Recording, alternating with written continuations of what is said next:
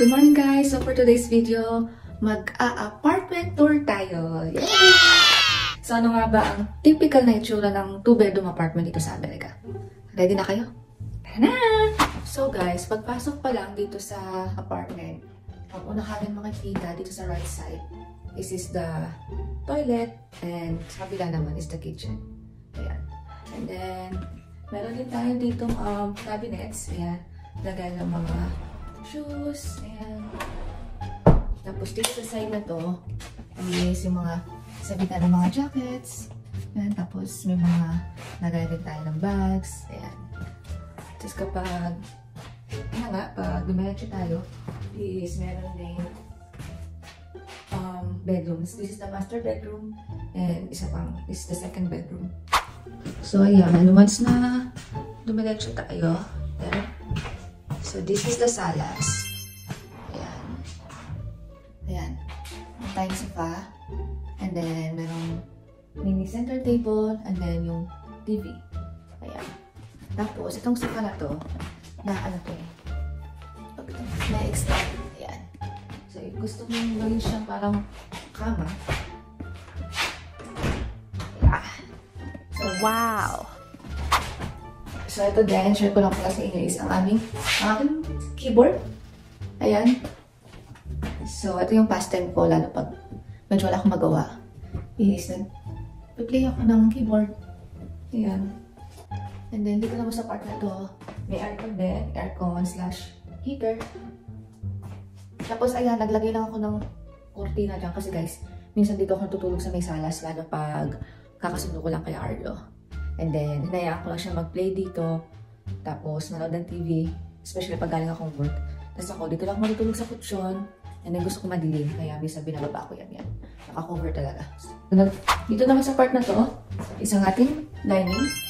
Ayan. So, this is my table. Maliit lang siya, 4-seaters. Tapos, dito sa part na to, is meron tayong coffee table. Coffee rack. Basta yun. So, mahilig kasi talaga ako magkape. Kaya, and then, nabili ko to sa Amazon eh. Ayoko kasi yung maraming nakalagay sa lababo. So, gusto ko sama-sama na sila dito para medyo malinis tignan. So, ayan. If gusto mo ng kape, mamili ka lang dyan. Tapos, kuha ka lang dyan. Okay mo dyan. Then, baso. Then, okay na. Ayan. So, if galing ka sa dining, may lusutan dito papunta sa kitchen. Ayan. So, we have the stove, the fridge, the dishwashers, and a lots of cabinets. Cabinets sa taas, and then may mga cabinets dito sa baba. Ayan. And then, pag dumiretso ka pa, nandito na ulit yung entrance. So, ayan.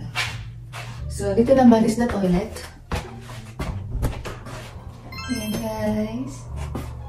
So, simple lang yung toilet dito. Most of the time, may mga bathtubs na talaga. Mirror. Sink. Tapos may mga cabinet din dyan sa ilalim. Tapos, this is the bathtub. Yan, guys. May balde ako, guys, oh. Nakatago. Dito sa toilet, meron ding another door. This is for the walk-in closet. So, tara, pasok tayo. So, this is the walk-in closet. Ayan. So, most of mga nandito is jackets. Lalo na ngayong winter. Kailangan na maraming jacket. So, ayan. Extra clothes din. And tapos, mga baskets for laundry. And then, there's another door here. Tagusan naman to papuntang master's bedroom. So, nakalak. Nilak ko. Natutulog kasi yung anak ko.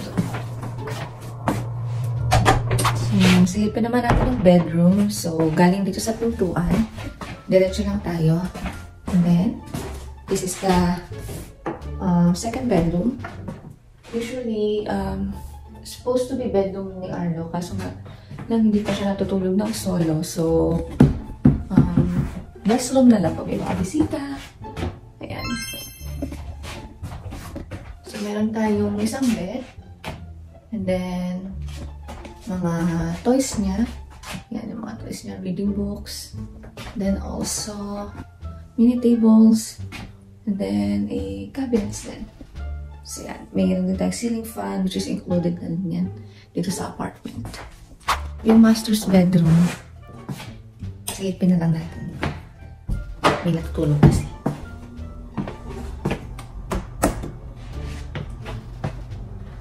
So, ayan. So, mas malaki to compared dun sa kabilang bedroom. Dalawang bed yung nandito. May king size and then may double size.